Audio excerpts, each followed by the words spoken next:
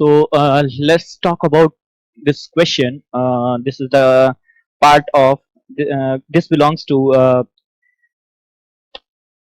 one dimension box, infinite potential one dimension box. ठीक है, question क्या है? Question is what is the probability of particle in the nth state for x lies between 0 to a/2. मतलब कोई particle है जो किसी one dimension box में है जिसकी लेंथ कितनी है, x is equal to 0 to x is equal to a.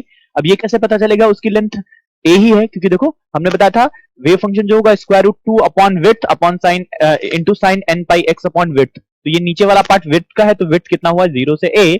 लेकिन आपको प्रोबेबिलिटी बतानी है कहां से, 0 से a/2, मतलब आधे बॉक्स में पार्टिकल के पाए जाने की प्रोबेबिलिटी बतानी है. ये कितना x is equal to a/2 है, ठीक है ना. वैसे तो आप इसको बिना सॉल्व किए भी बता सकते हो. अभी हमने आपको इससे जस्ट पहले आपको बताया था कि प्रोबेबिलिटी का कर्व कैसा होगा.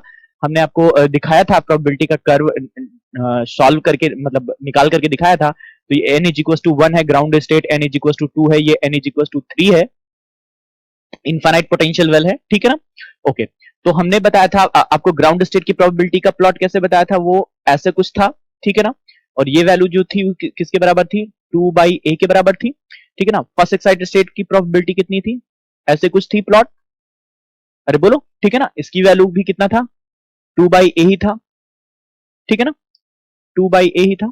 और थर्ड एक्साइटेड स्टेट की भी प्रोबेबिलिटी जो होगी वो क्या होगी, कुछ 1/3 करके होगा, something like that, something like that, ऐसे कुछ होगा, ठीक है ना.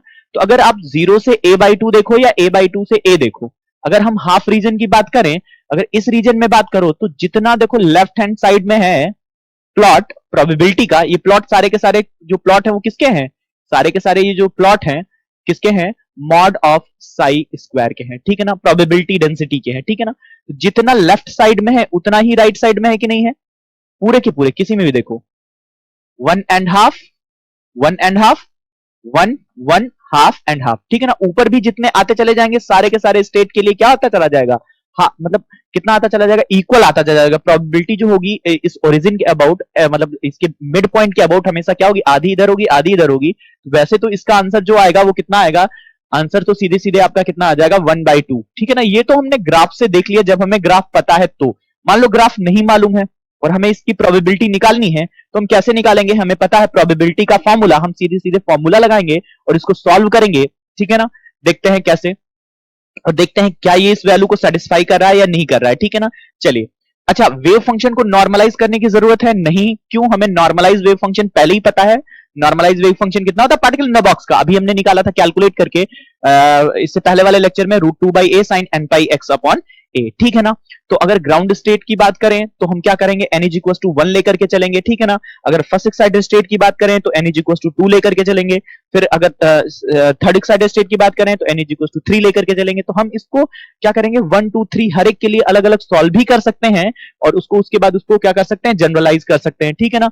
तो मैं जरा एक में करके बता देता हूं, आप बाकी 2 3 में आप कर लीजिएगा और वैल्यू उतनी ही आएगी, क्योंकि प्लॉट भी मैंने दिखा दिया कि प्रोबेबिलिटी का प्लॉट क्या आ रहा है, इक्वल एंड अपोजिट आ रहा है, बोथ साइड a/2 के अपोजिट, a/2 के बोथ साइड, ठीक है ना.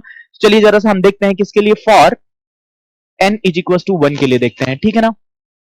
तो प्रोबेबिलिटी निकालनी तो आप क्या करोगे, 0 to a/2 Sai star Sai करोगे तो कितना आ जाएगा, बोलो 2/a आ जाएगा, sine square n pi x upon कितना आ जाएगा, sine square n pi x upon a आ जाएगा इनटू dx, ठीक है ना. ये आ जाएगा इतना.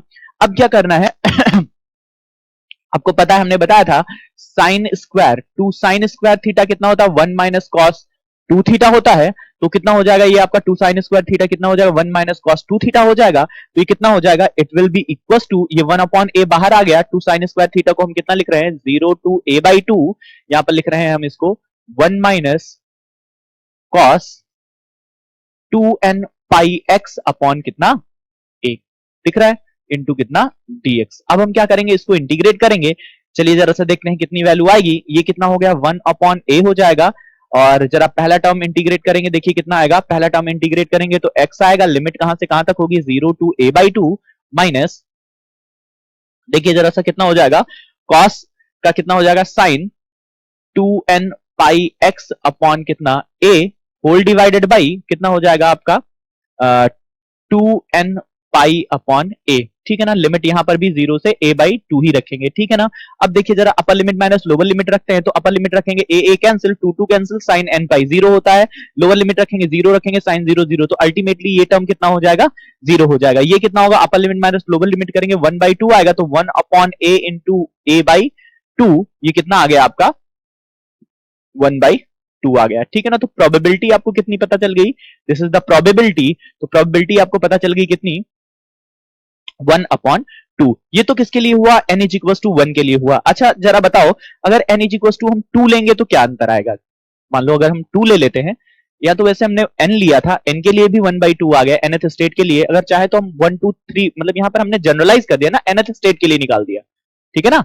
मतलब nth स्टेट के लिए, मतलब n पर डिपेंड नहीं करा, किसी पर भी लो आपको प्रोबेबिलिटी कितनी मिलेगी, 1 बाई 2 ही मिलेगी। चाहो तो 1 का n इज इक्वल टू 1 रख करके, n इज इक्वल टू 2 रख करके, n इज इक्वल टू 3 रख करके आप सेपरेटली निकाल लो, उसके बाद जनरलाइज कर दो, तब भी कितना आएगा, 1 बाई 2 आएगा, ठीक है ना। तो इस आप ऐसे याद रखना, अगर आपका एसिमेट्रिक पोटेंशियल वेल है, वैसे ये सिमेट्रिक में भी होता है, चाहे सिमेट्रिक हो चाहे एसिमेट्रिक हो, हाफ ऑफ द वेल में पार्टिकल के पाए जाने की प्रोबेबिलिटी कितनी होती है, अब 2n कितनी होती है, 1 बाई 2 होती है लेफ्ट हाफ में, ठीक है ना।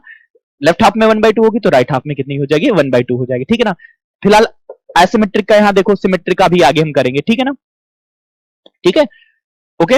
अच्छा आगे चलते हैं। अब जरा सा थोड़ा सा वैसे करना तो इसमें हमें चाहिए कि अनसर्टेनिटी प्रोडक्ट भी निकाल लें, ठीक है ना, क्या कहते हो, निकाल लें, चलो जरा सा निकालते हैं। अच्छा चलते हैं, यहां पर अनसर्टेनिटी प्रोडक्ट निकालते हैं। तो क्वेश्चन लिखिए जरा सा,